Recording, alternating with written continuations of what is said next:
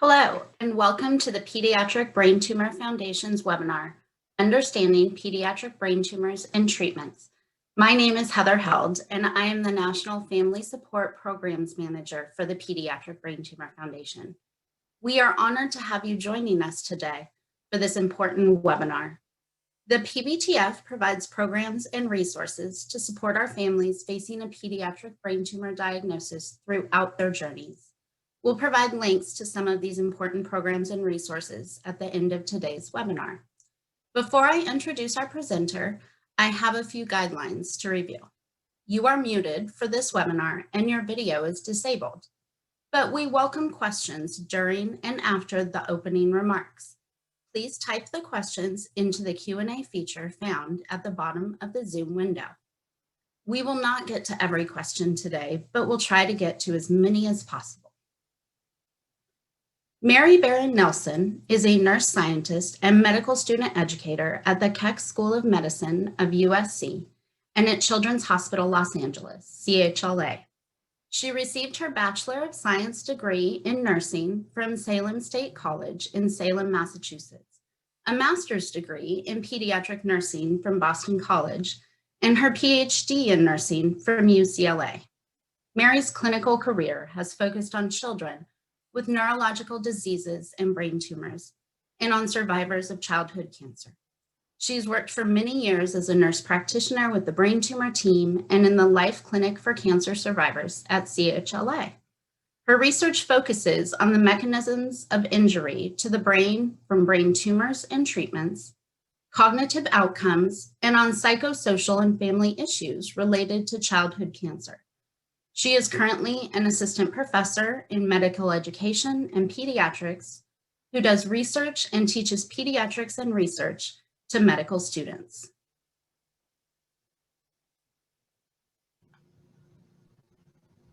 It gives me great pleasure to introduce to you today, Mary Barron Nelson. Good morning, everyone. It's my pleasure to talk with you this morning about some basics of childhood brain tumors. I will try to give you a lot of information in a fairly short period of time, so I hope I don't go too quickly.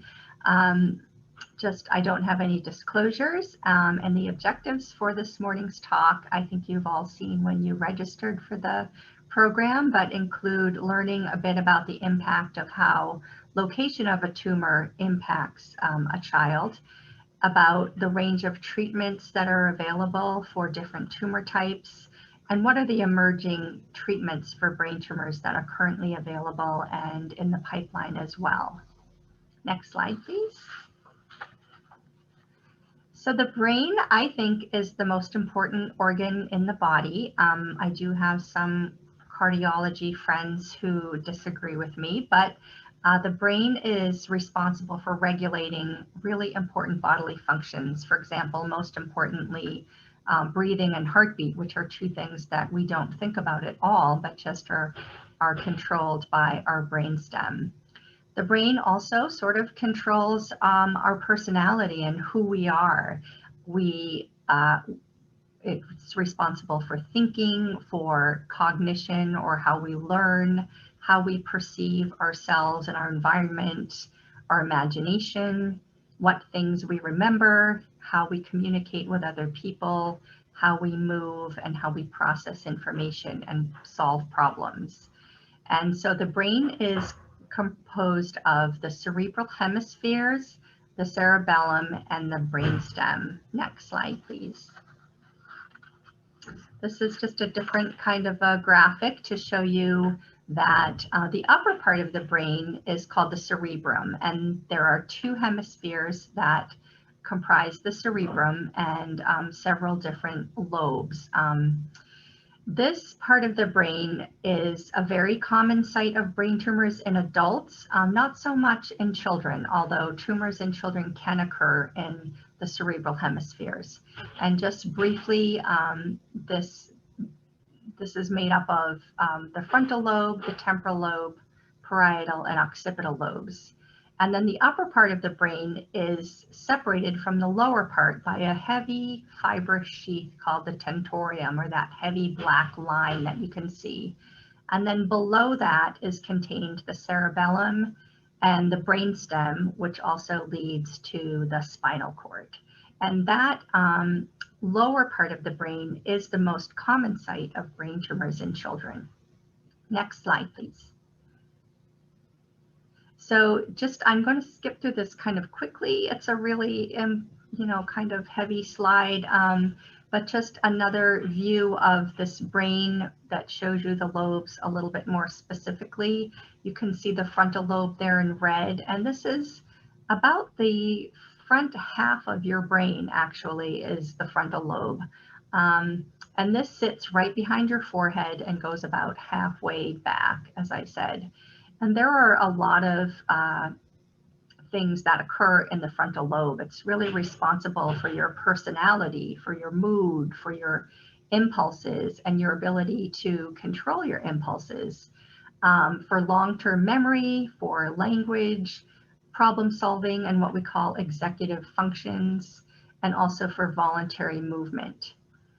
The temporal lobe, that lobe that you see there in blue, kind of sits right above the ear.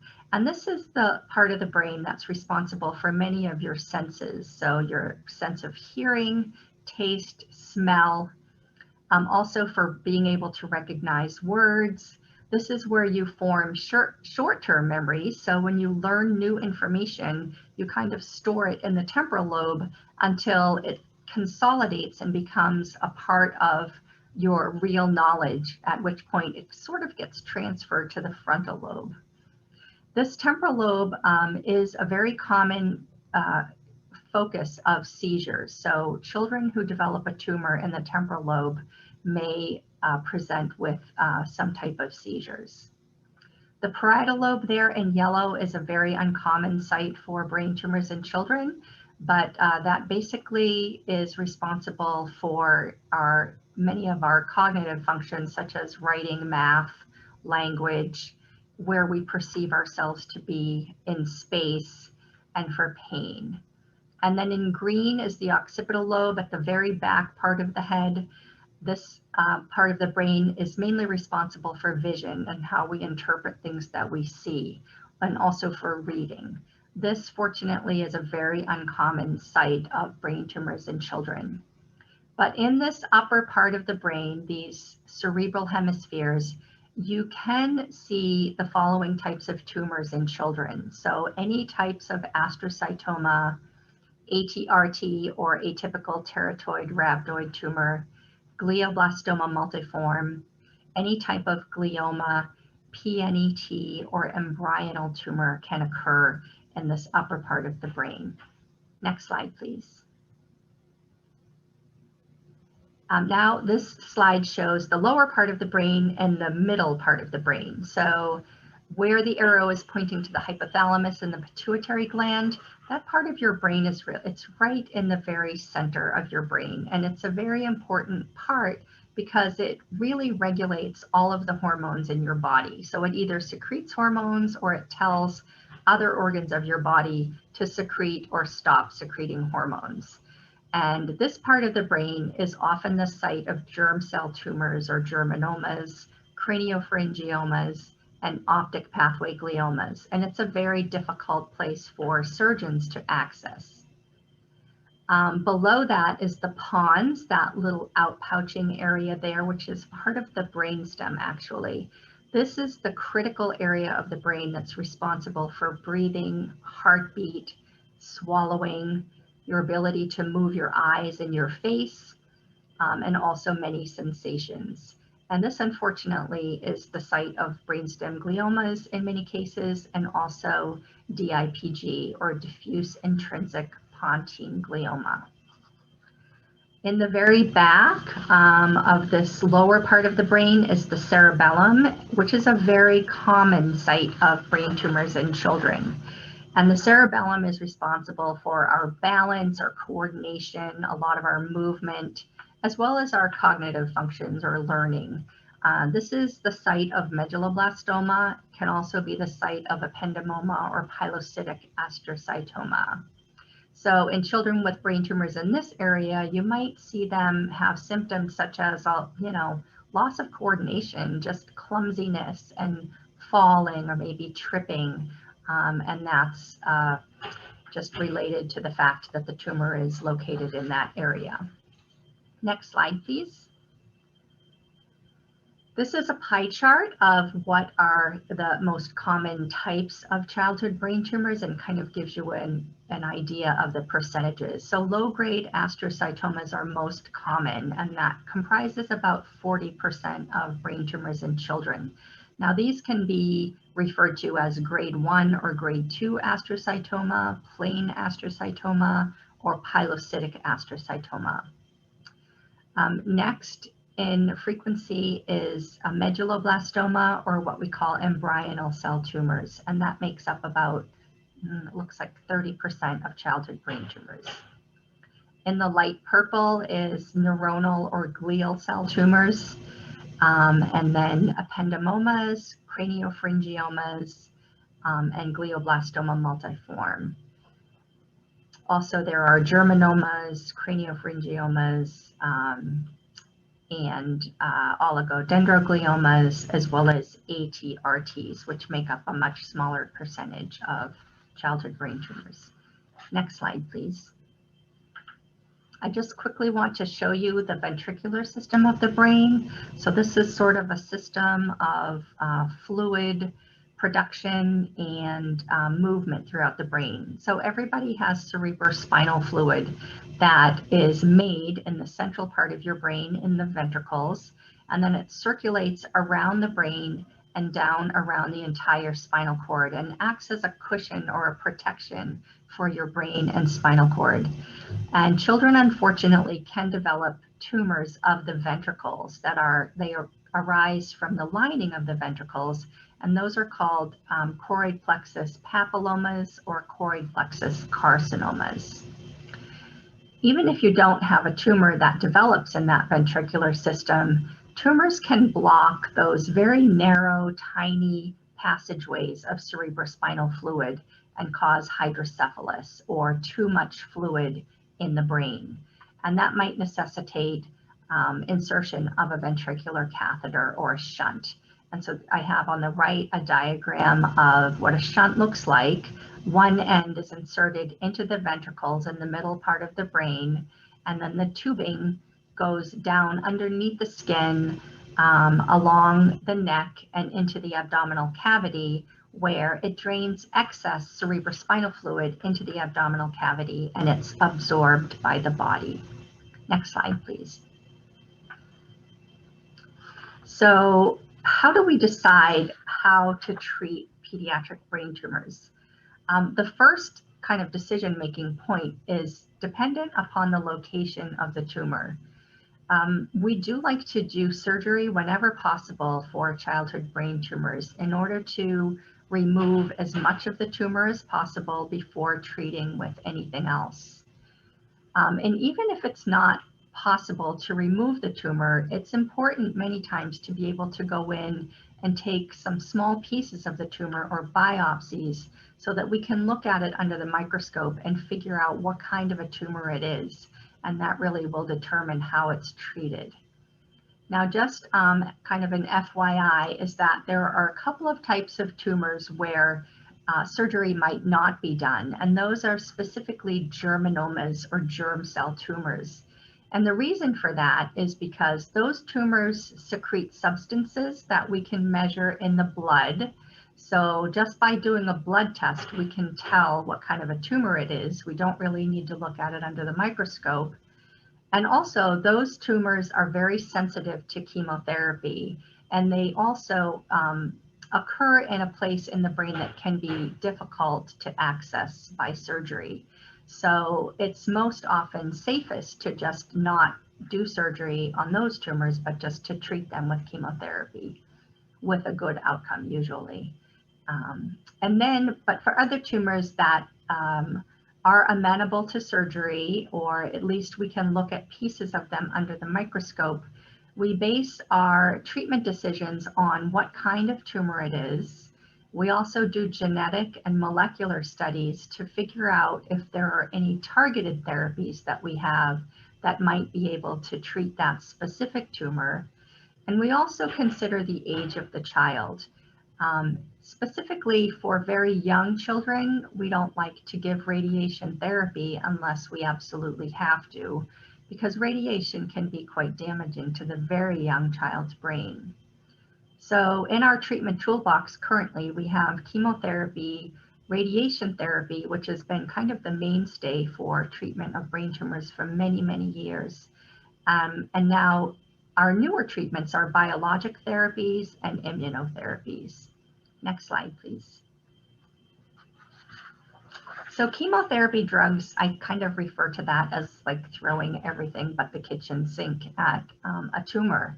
And they're just very general cytotoxic or cell-killing drugs that work really well on tumor cells, but they also work on other fast-dividing cells of the body, which include skin cells, hair follicles, and gastrointestinal tract cells. We give chemotherapy by mouth as pills or liquids into the vein. We can give it into the spinal fluid with a spinal tap, or we can deliver it also directly into the ventricles or into the tumor site. And some examples of chemotherapy are cyclophosphamide or Cytoxan, vincristine, cisplatin, etoposide, or VP16. There are many, many others, but I didn't want to list them all here. Next slide, please. So some of the short-term side effects of chemotherapy are, because it affects the lining of your gastrointestinal tract, nausea, vomiting, mouth sores, hair loss. It also causes low blood counts and can make a child be more susceptible to infection or to bleeding. Long-term, some chemotherapy drugs can cause hearing loss, possible second cancer, fertility problems or infertility, and kidney, liver, or lung damage. And that really, those long-term effects are specific to certain types of chemotherapy. Next slide, please. Radiation therapy works by, so it's kind of like giving a high-dose X-ray, and it works by breaking the cell membrane of cancer cells and also destroying the DNA inside. So it causes cell death. But like chemotherapy, radiation also kind of works in addition to on the cancer cell, also on other cells that divide quickly. So skin cells, hair cells, blood cells. And when we give radiation therapy, we always try to give the highest dose of the radiation to the site of the tumor in the brain. And then sometimes we give lower doses of radiation to the whole brain and the spinal cord in order to prevent any other cancer cells that might be circulating or to destroy any metastases from the original tumor site. Next slide, please. So just a couple of diagrams here to show you the difference between conventional or regular radiation therapy and proton beam cranial radiation, which is a newer method of giving radiation to the brain. On the left is just a planning CT scan for regular radiation therapy. And you can see in the red circle, that's a circle surrounding the brain tumor or the site where the brain tumor was before surgical resection. It's red because that's where we want 90 to 100% of the radiation dose to be directed. And you can see that around that, there's a yellow circle, and then there's areas that are outlined in green and blue. And that represents the doses of radiation that would still affect those parts of the brain. So for example, the part of the brain that's sort of inside the green outlines would get between 40 and 50% of the radiation dose. And then the parts of the brain that are within the blue lines would get about 20% of the radiation dose. So we're giving lower doses of radiation to a larger part of the brain. which is not always ideal. And so protein beam radiation, the diagram on the right side shows you that the outlined section is where the tumor is, and that's where we want the highest dose of radiation to go. And then there's just one entry point for this proton beam radiation. So the majority of that child's brain will not receive any radiation. So it's much more of a focused beam. Next slide, please. So the side effects and long-term effects of radiation, the short-term effects kind of are loss of hair. And unfortunately, that can become permanent. Hair loss or just a thinning of hair can be permanent after radiation therapy. You can see low blood counts when your child is getting chemotherapy, and your child may experience headache and sleepiness, and also some skin changes similar to a sunburn where the radiation is being given. And these are, for the most part, temporary effects that will go away. Longer term, after radiation treatment, children can experience learning problems. They can also, depending on where the radiation is given, have decreased hormone levels or problems with their thyroid, not secreting enough hormone, fertility problems or infertility, but also dental problems and chronic kind of dry mouth, teeth maybe not coming in or being malformed. And also in some cases, children can develop second tumors after radiation. Next slide, please. So just to touch quickly on some of the newer treatments, or I call them the IBs and the ABs. These are usually drugs that have very long names that are really hard to pronounce. But in general, these are our targeted therapies. So in the last 10 years or so, since we were able to sort of decode the human genome, we learned so much about how to identify specific pathways for growth of cancer cells and tumors. So now when the surgeons take part of the tumor out or all of the tumor out and look at it under the microscope, they do these molecular tests that show whether or not there's a specific pathway that makes this particular tumor grow. And we call those drugs they're like inhibitor drugs. So there are many drugs like vemurafenib, trametinib, and dasatinib. So the drugs that end in an IB tend to be drugs that inhibit the particular pathway for growth for these specific tumors. There are also what we call monoclonal antibodies or drugs that end in AB, such as bevacizumab or Avastin, which are made from in the lab, and they're proteins that kind of mimic the immune system's ability to fight off harmful pathogens. So a drug such as bevacizumab or Avastin actually targets blood vessel growth, and it prevents a tumor from being able to develop new blood cells around it to sort of feed it. So Avastin kind of acts to stop new blood vessel growth and starve the tumor from a blood supply. So these are our newest treatments that we are giving to some children up front, particularly children who have neurofibromatosis tend to have a specific mutation in many of their tumors that is amenable to treatment with these inhibitor drugs. And these drugs have far fewer side effects, and we think much fewer long-term effects. So their side effects are quite different, and they can include GI upset, nausea, diarrhea, but also skin changes like rashes. Some children have a change in the color of their hair that's usually temporary. Or these drugs can also cause like basal cell carcinomas or skin cancers. Next slide, please. The interesting thing about the targeted therapies too is that they don't just target brain tumors. So a lot of the newer molecular pathways that we're finding, they they are responsible for brain tumors, but also other types of cancers. So we're looking at treating cancer in a whole new way. We used to just look at brain tumors and try to find treatment for brain tumors, but now we know that many different kinds of cancer have similar molecular pathways for growth. And so you might use the same drug for a brain tumor that you're using for an adult who has lung cancer, because those cancers may grow in the same way.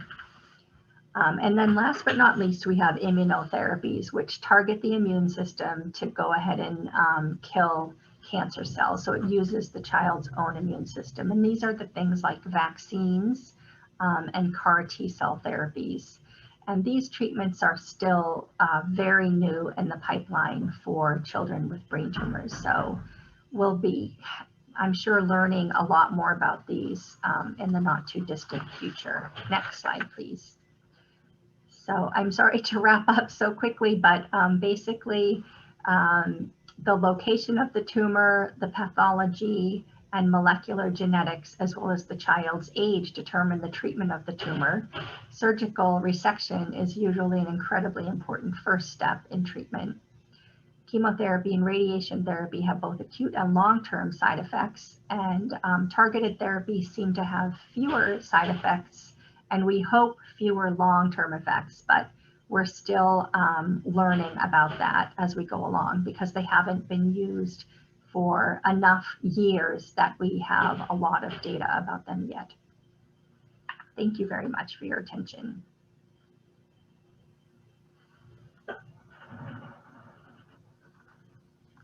Thank you, Mary, for your presentation. It was very thorough, very thoughtful, and we learned so much. I'm Kathy Riley, Vice President of Family Support for the Pediatric Brain Tumor Foundation, and mom to Peter, who is a long-term survivor of a brain tumor. I'll be leading us in the question and answer portion of our webinar. We will have two parents joining us for this portion, and it gives me great pleasure to introduce them to you now. Claire Desmelik has been connected with the Pediatric Brain Tumor Foundation since 2014, when her son was diagnosed with a brain tumor. She and her family live in Brevard, North Carolina. Her son Holmes is now 11 and is thriving and living with his brain tumor. His little brother Vincent has grown up in this brain tumor world as well, adapting to the changes that come along with childhood cancer families. Claire is a Spanish and yoga teacher, and her husband Dave is a working musician and devoted father.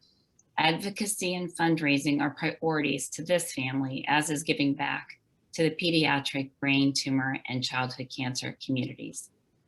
Kendra Clinton is a mother of 3 daughters living in Newton, Massachusetts, dedicated to raising money and awareness for the 28,000 kids in the US living with a brain tumor. Her youngest daughter, Breslin, was diagnosed with a pilocytic astrocytoma in 2017 when she was 5 years old. She's raised funds to support children and families affected by brain tumors, and ultimately to find a cure for her daughter. When she's not fundraising, Kendra works as a software developer and implementation professional. She spends her free time with her family and her 2 dogs. We now welcome Kendra and Claire, and we welcome questions from all of you. Please type any questions that you have into the Q&A feature at the bottom of the Zoom window. I see we've already received a few. We won't get to every question today, but we'll try to get to as many questions as possible. So why don't we start with the first question in the Q&A, and I'll direct this one to Mary. Mary, how common is it for a person with neurofibromatosis 1 to get tumors in the brain? That's a great question. I don't know off the top of my head what the actual percentage is, but I believe it's fairly common to have a brain tumor with neurofibromatosis. And they usually tend to be pilocytic astrocytomas or more lower grade gliomas and astrocytomas. Thank you. We received a couple of questions that I think are really appropriate for our parents on the panel, and we received those at registration. And so, Claire, I'll start with you on this first one. What advice do you have for newly diagnosed families for parenting a child through treatment? I believe that 4 tidbits: network as much as possible with as many parents that are in the same boat as us, via networking opportunities like fundraising events and Facebook support groups. These parents can offer you support and suggestions for the right types of questions to ask the medical professionals. They can celebrate milestones with you and grieve with you. They can help you just navigate insurance and financial hardships. There's so much support that we can give each other. Our doctors are healers, and they are amazing, but parents going back and forth with each other are huge support to each other.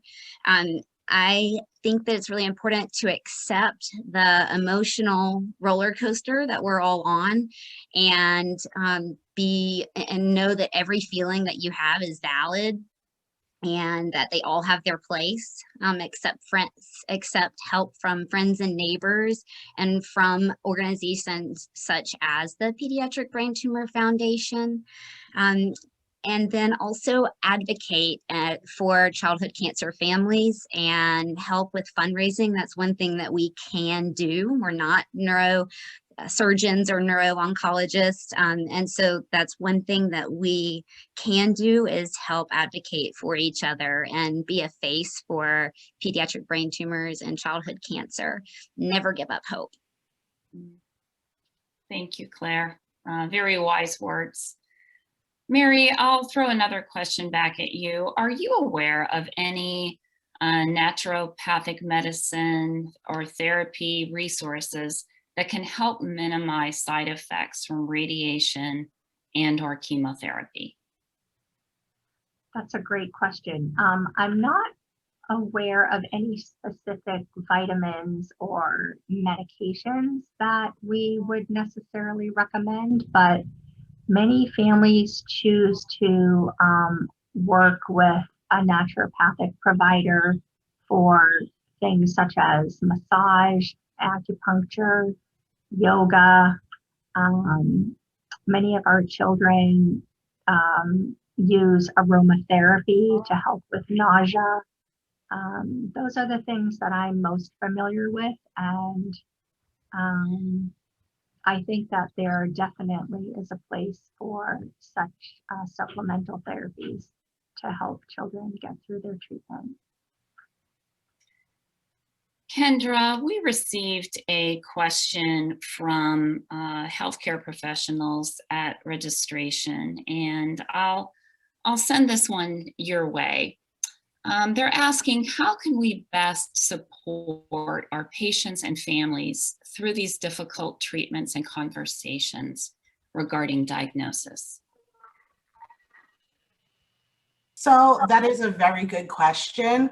I've had a good experience in Boston with healthcare providers for my daughter, but I think in general, just being open and honest about what the family is going to encounter during this journey, be patient, and just be gentle. I mean, it's such a scary time when there's a lot of information coming from a lot of different places, and just having that that understanding ear and patient providers really makes a difference. Thank you. Mary, I'll toss another question your way. Are there any current treatments being used in adults that are on the way to pediatrics? This questioner says, I'm thinking of our minimal options for DIPG.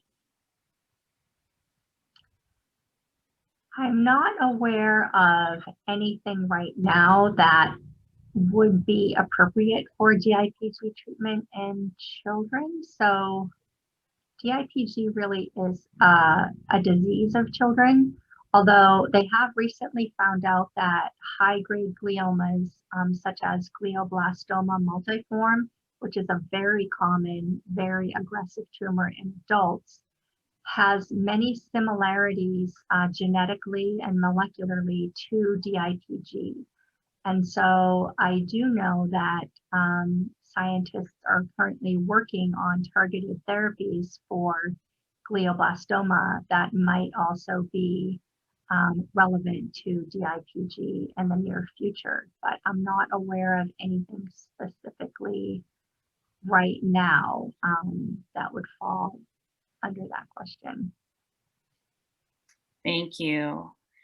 Has either one of the families on the panel had a child treated with a targeted therapy? So Claire or Kendra, feel free to jump in.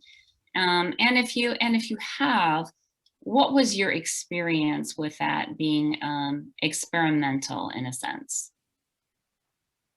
So for myself, my daughter did not have a targeted therapy. She did 60 weeks of carboplatin, vincristine chemotherapy, which she had great results from. Kendra and I are in the same boat. Holmes did not have any immunotherapies or targeted therapies. We weren't able to get any kind of information from the tissue sample that we got from his biopsy. His tumor is inoperable, but they were able to get a biopsy, but was only able to get enough for the pathology. He also did that standard frontline chemo of carboplatin and vincristine, and for about the same amount of time, hit 42 infusions, and he had great results as well. He's been stable since then. So do not give up hope just because the chemotherapies are older, because they do still provide great results for our children. I agree. Thank you both. Mary, are there any new approaches to posterior fossa syndrome that you could recommend? Oh, that's a great question. Posterior fossa syndrome is a really difficult thing to manage, as I'm sure that any parent who's encountered it knows of. I think the best kind of therapy that we have so far is really intensive therapy, from having psychiatry involved to assist with, mood stabilizing drugs for the appropriate amount of time, and then really intensive speech therapy as the child gets, out of the more acute phase of posterior fossa syndrome. There have been, many attempts at doing different surgical approaches to a tumor in the cerebellum in order to try to avoid posterior fossa syndrome. And I think that has led to a difference in the way that surgeons do approach those tumors, but it hasn't resulted in completely, being able to avoid that unfortunate posterior fossa syndrome. I have another question for either one of our parents on the panel to address. Do you have any advice on juggling hospital stays and family obligations back home? So I can start. So I had a very, very tough time with this. I have 3 daughters and 2 dogs, and my daughter was in the hospital for a couple months after her craniotomy. And I don't think I did a good job. I thought I could do it all. I thought, you know, between me and my husband that we could figure it out. But looking back, I wish that I had leaned more on family and neighbors who are offering to help, because I think it just would have been easier. So my advice is to ask for help and take the help that is offered to you. And just, you know, try to separate out time to have at least a few minutes alone with your other children, if you have other children, or take some time to yourself, go for a walk, you know, meditate, whatever you have to do to try to keep sane. I agree with Kendra. I tried to continue working full time for the first few years, and my son was in and out of the hospital. His counts where he was really neutropenic throughout his treatments, and spent a lot of time in the hospital. And I was a teacher, and I was trying to make lesson plans back and forth. I was trying to maintain control of something that I could control, which was my career.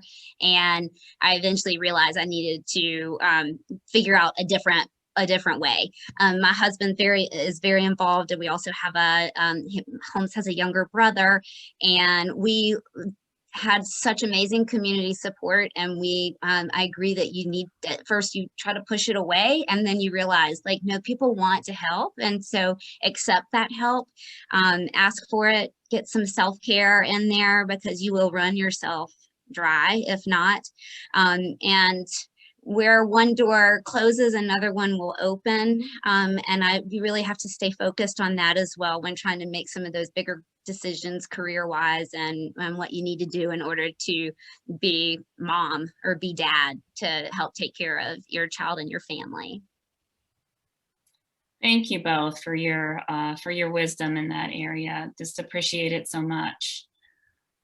Mary, for children diagnosed and treated in infancy or toddlerhood, what are common neurological changes that don't present themselves until the child grows up that parents should be on the lookout for?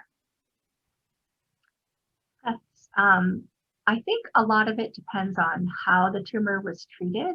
So I assume that many children who were infants and toddlers maybe were treated with chemotherapy and perhaps not radiation. So I think that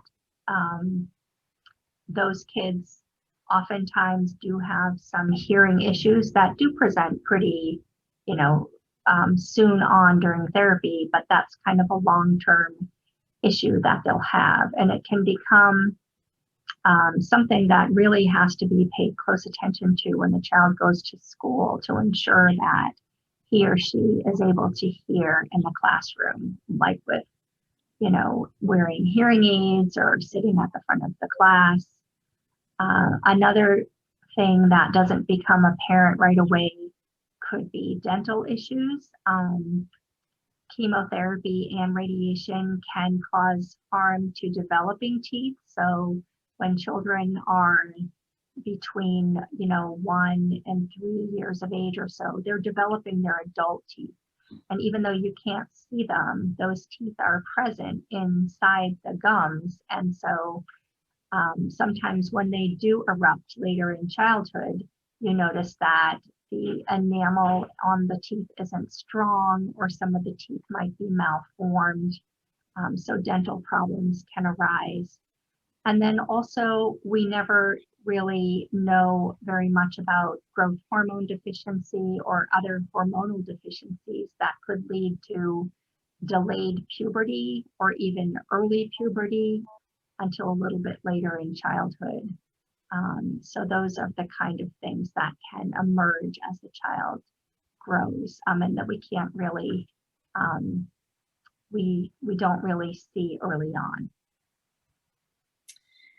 Mary, we have one additional question here. I think I'll throw your way as well.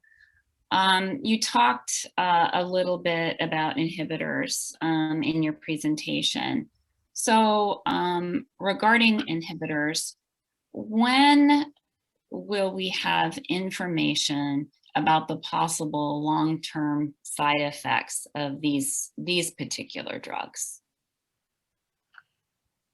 The difficult thing about getting information about long-term effects is that brain tumors are rare, even though it doesn't seem like they are rare to those of us who have children who have them or work with them every day.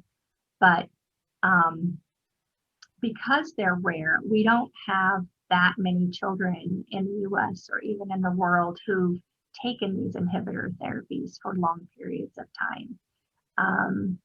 In the adult world, they're a few years ahead of us in pediatrics, but I would say we've probably been using these inhibitors for about 10 years, 10 to 12 years. And so I would imagine in the next 5 years or so, we'll have better information on what are some of the long-term effects. We don't even, we're still trying to figure out how long we can give a lot of these medications because they do, many of them work so well. We've had success with children whose tumors have recurred and none of our other therapies would have worked, but these inhibitor therapies do work. And we want to keep giving them to keep preventing the tumor growth, but we don't quite know how long we can safely give them. So I'm hopeful in the next 5 years or so, we'll have more information about that. Thank you. Claire and Kendra, we have a question for either one of you. Did you look into functional medicine to help with recovery or treatment? And if you did, do you have any recommendations?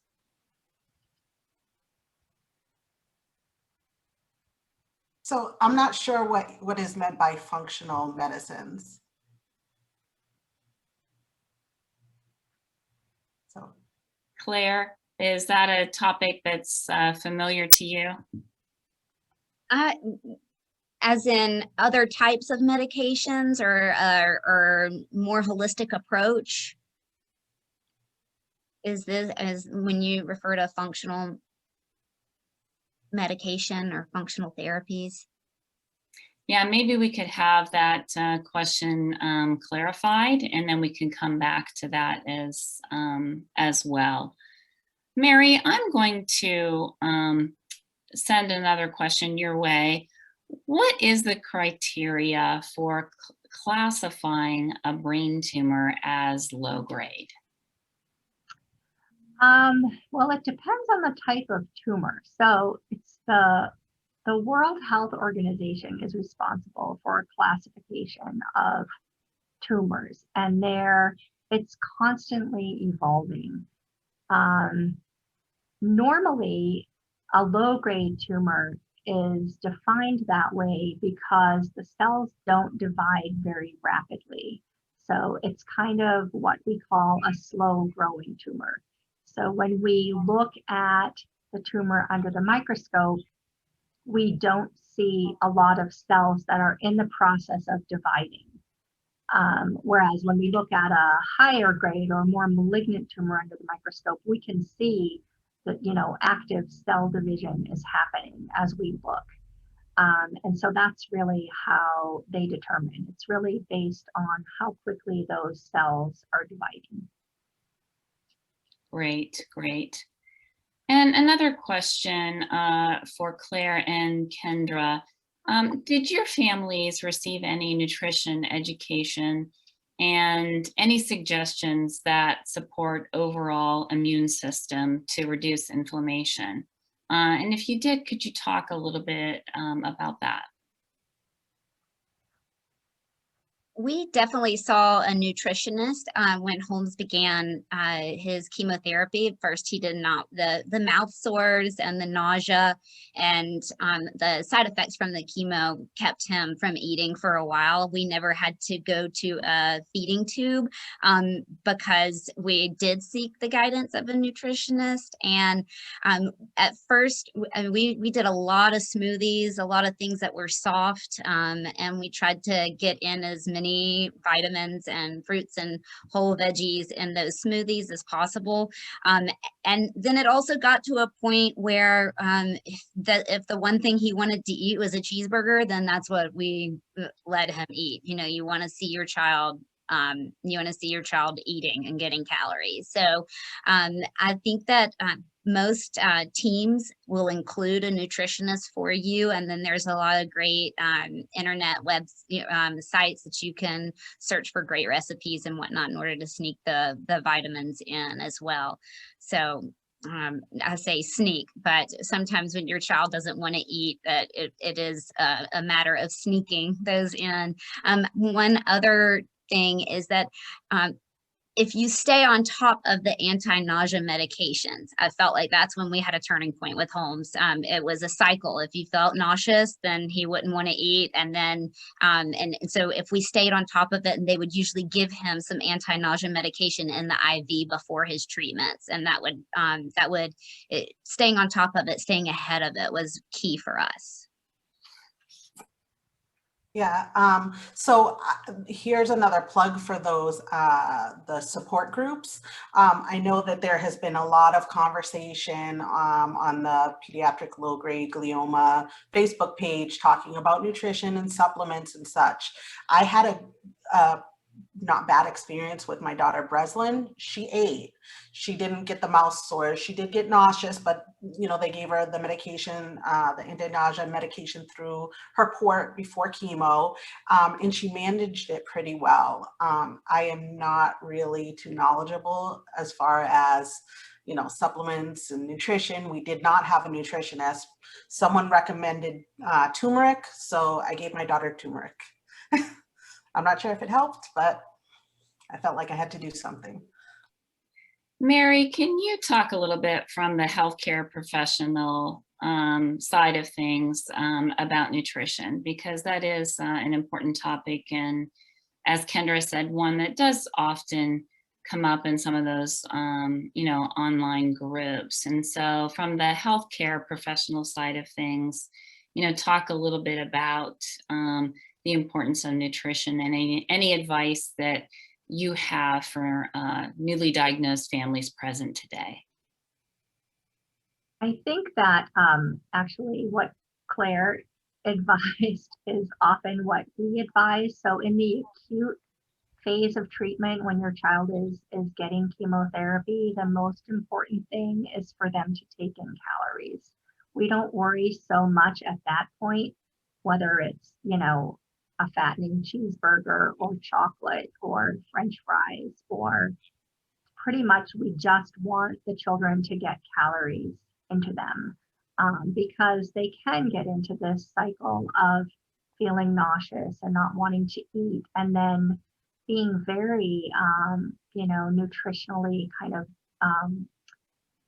depleted, and that it just makes the whole treatment experience much more difficult. So nutrition is extremely important, but I would say acutely let your child have whatever he or she wants. But then in the long term, I do think that there's a lot to be said for certain nutritional supplements and for trying to follow some kind of, even like an anti-inflammatory diet, because we do know that we all have certain degrees of inflammation in our bodies.